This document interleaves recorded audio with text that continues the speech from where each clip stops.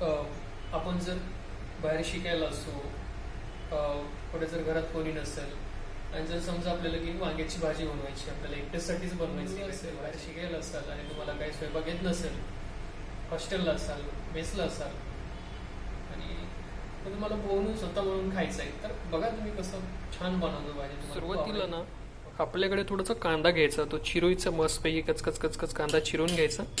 त्याच्यानंतर आपल्याकडे बैंगन घ्यायचं, कांदा बैंगन, थोडंसं पाणी पण गरम करून ठेवायचं.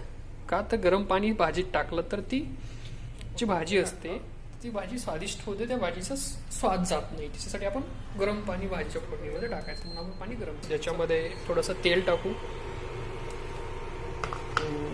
तेल सोडूया. बस एकट्याच्या भाजीपुरतं एवढंच तेल लागतं, जास्त तेल नाही टाकायचं. आणि मग हे जेव्हा कडकतं थोडंसं अजून तेल वाढवूया. आपल्याला समजतं जेव्हा हे कडकलेलं आहे, आता हे तेल झालं गरम. तेल गरम झाल्याच्या नंतर आपण त्याच्यामध्ये थोडंसं जिरे घेऊया टाकून. ओके, आता खडखडीत जिरे झालेले आहेत, खूप जिरे कडकलेले आहेत. त्यानंतर कांदा,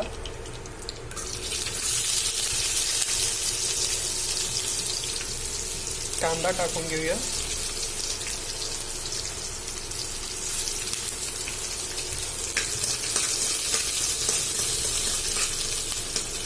त्यानंतर कांदा टाकून घेऊया. थोडंसं कांदा लाल झाला त्यानंतर आपण त्यात खोबरं टाकायचं. खोबरं जे असतं ते आपल्याला बाहेर मिळतं. कांदा खूपच लाल झालेला आहे, त्यात आपण थोडंसं खोबरं टाकूया. टाका खोबरं,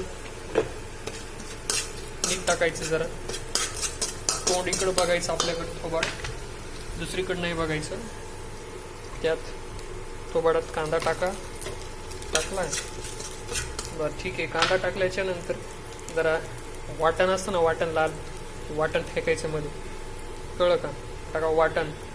पुन्हा टाका लाल तिखट. तेवढं तिखट टाकायचं ढुंगणातून दूर निघाला नाही पाहिजे, एवढं तिखट टाकायचं. जास्त तिखट टाकायचं नाही, ढुंगणातून दूर निघाल्यास तुम्हाला टॉयलेटला त्रास होईल. आणि थोडंसं जिरे, मीठ, मोहऱ्या टाका. त्याला हलवा, लक लक लक लक हलवायचं. याला हलवताय, लक लक लक लक लक लक हलवून घ्या. वाटलं तर अजून तेल मारा. तेल काय कमी करायचं नाही, मस्त खमंग खमंग भाजी करायची. खायला बरं करपलं का काय? नाही नाही नाही करपलं. चला मस्तपैकी याच्यात जिरे बिरे टाकलेले आहे, मिरचू बिरचू टाकलं, काळ वाटण टाकलं, ठसका उठणे म्हणून थोडासा मीठ टाका. मस्त मीठ मसाला मारायचा. पुन्हा अजून चिकन मसाला असेल, वांग्याच्या भाजीला चिकन मसाला टाकल्यात मायच्या नंबर 1 भाजी होती राव. हा मग वासाला. आणि थोडं जर डाळ असेल तुमच्याकडं, डाळ हे बघा, डाळीचं पीठ, तर असं डाळीचं पीठ मारा याच्यावर. काय होतं, डाळीच्या पिठानं वांग्याच्या भाजीला जरा फोडणीमध्ये टाकलं ना, वांग्याच्या भाजीला जरा खमखमीत मजा मिळतो, धूर पण येतो छान भाजीतून. आणि घट्ट बिंड भाजी होती वांग्याची भाजी, जरा डाळीचं पीठ, एकच वांग आणि त्याची भाजी. समजलं? साधा सोडा पाणी बघा, नंबर 1 भाजी होणार. पाणी सोडला तर हलवून घ्या तिला. स्पीड वाढवा, जरा धूर निघेल स्पीड वाढवली की. कसं होतं तर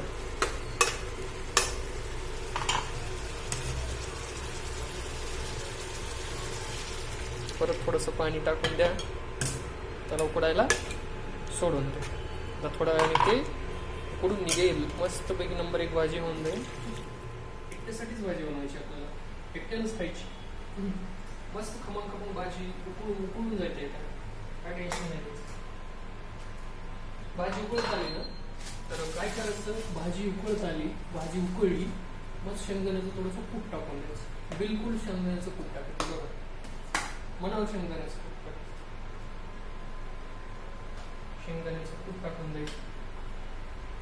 मस्त नंबर 1 शेंगदाण्याच्या कुटाने भाजी, शांत होऊ द्या.